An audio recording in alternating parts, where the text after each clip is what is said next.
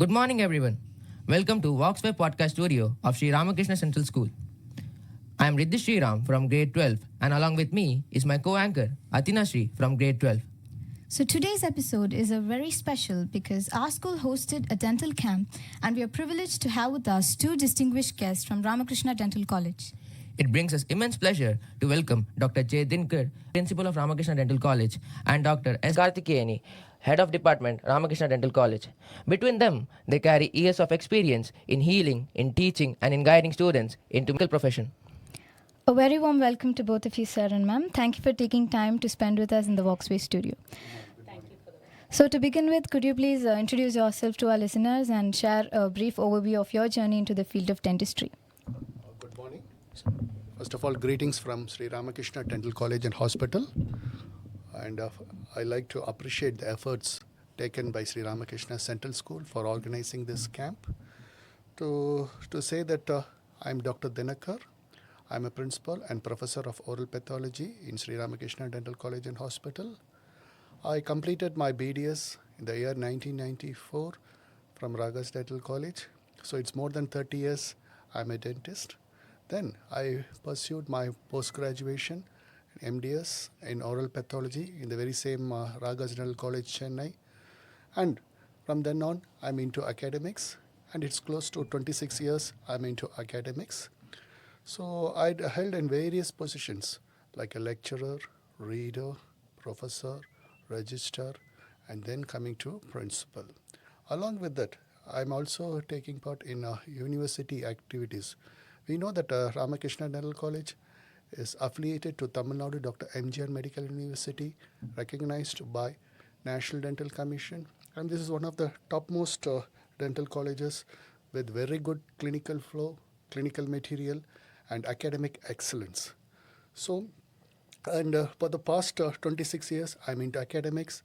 And in MGR Medical University, I held various positions like Board of Studies, Senate member, and also Curriculum Revamping Committee of National Dental Commission. So this is my journey. I'm very privileged and very fortunate to be associated with the Sri Ramakrishna Dental College for a very long time, and that is it. Thank you, sir. Would you like to share some words? Yeah. Again, greetings from the Department of Pediatric Dentistry, Sri Ramakrishna Dental College and Hospital. I'm Dr. Karthikeyani, and I'm heading the Pediatric Dentistry Department. So pediatric dentistry, the awareness is very less. So this is a field where we treat children right from birth till adolescence. Not only the children, even those with special healthcare needs are also taken care of. So I completed my BDS in the year 1998 from Vinayaka Missions Dental College. And then I continued my MDS in A.V. Shetty Memorial Institute in Mangalore. So after finishing my PG, I joined here as a senior lecturer, and since then I've been working. So I've been promoted as the head, and I'm continuing my academic journey in the esteemed institution, Sri Ramakrishna Dental College and Hospital. So in addition to teaching, treating children is also our specialty. Thank you. Thank you, ma'am. Thank you, sir. Sir, for the students who are studying in grade 11 or 12, sir, and they are considering dentistry as their profession, what would be the academic path you would suggest? Like from stream selection to specialization, sir? So after your 10th standard, you have to decide what you're going to pursue. So if you want to take up dentistry, you have to take up PCB, that is physics, chemistry, and biology as the core subject in your plus 1 and plus 2. Then from there, you have to start with NEET coaching. All our BDS admissions are all from the NEET based, and especially in Ramakrishna Dental College, we are affiliated to MGR Medical University, and among the counseling, we are the most sought after institution. So based on NEET marks only, you have been ranked by the Tamil Nadu Selection Committee, and to get an admission, it is purely by allotment order from the selection committee. So this is the stream of line or a workflow that is needed to join BDS in Tamil Nadu. Thank you, sir. So, sir, roughly how many years would it take for a person to become a practicing dentist in India, including the internships? So in India, the BDS course is for 4 years duration. That is 4 years of academics and 1 year of internship. This is for the Bachelor of Dental Surgery. The degree is called as Bachelor of Dental Surgery. Up after that, if at all you want to go for any specialization, that is called as Master of Dental Surgery, you have 9 specialities. So MDS is another 3 years. So 5 years for UG and 3 years for post-graduation to become a specialist dental surgeon. Thank you, sir. Ma'am, what would be the one habit you would suggest our students to begin so that they can have a greater impact on the dental health? Yeah, simple habits like, brushing, which is very simple, but brushing twice in the morning and in the night, as well as rinsing your mouth after each meal is going to go a long way in preventing your dental caries and maintaining a good oral health. Thank you, ma'am. So from your experience, what are the common dental problems you have seen in children today, sir? So one of the main dental problems is lack of oral hygiene. Because of this lack of oral hygiene, it can lead to dental caries. Then you have your gum disorders. And also, apart from that, there are some habits like thumb sucking, lip thrusting. So these are all the habits which we see commonly among children. So that needs to be corrected. Ma'am, how often should we visit to a dentist for a routine checkup, ma'am? Ideally, once in 6 months is recommended, but based on the problems you have, like sometimes children have a very high caries risk. So in such cases, we also recommend once in 3 months. So generally we can say as 6 months, but based on the individual cases, we can recommend once in a month or once in 3 months, at least till the problem settles. Also, ma'am, how often should we replace our toothbrush, ma'am? Yeah, that is something which is very important because a lot of times I see people using the worn out toothbrushes.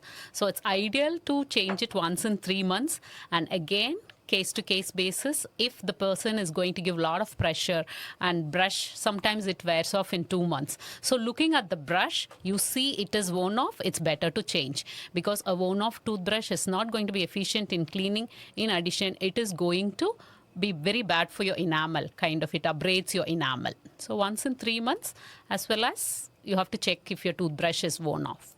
Thank you, ma'am. So, sir, sugar-rich foods and beverages have become a common part in our students' diet. So, could you explain their impact on our oral health? See, actually, children are all fond of sweets. We cannot deny the fact. And apart from that, even sticky food. So, if it is any stagnant food, will attract more and more bacteria. This bacteria will ferment these sugar carbohydrates and release acids, which are all very much harmful to the tooth. That will start and initiate the dental caries. So I will, more than saying totally to stop, I'll say to minimize it. And even if you're taking a sugary foods, you should have a hygiene, rinse the mouth, brush regularly. These are the 2 things they should take forward to have a healthy smiles. Thank you, sir. Ma'am, braces are becoming very common nowadays among children. Ma'am, why is it so, ma'am? I would put it as like the increase in the braces is mainly due to the increase in awareness. Like earlier days, maybe a decade or 2 back, people were not very particular about their looks. So minor corrections, they did not pay much attention. But today people are more concerned about their aesthetics as well as function. So even small problems, they want to get it corrected. So maybe that could be the reason. So like, habits, as sir was telling, habits, early loss of primary tooth due to caries, all these can lead to a lot of problems, orthodontic problems, which needs correction.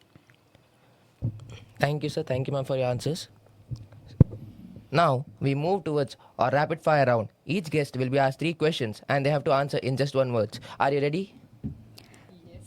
Okay, sir. If you had to recommend one, would it be manual toothbrush or electric toothbrush, sir? I will recommend a manual because one is for the cost effectiveness, and we know how much of pressure and moreover they can work out where exactly they need more pressure.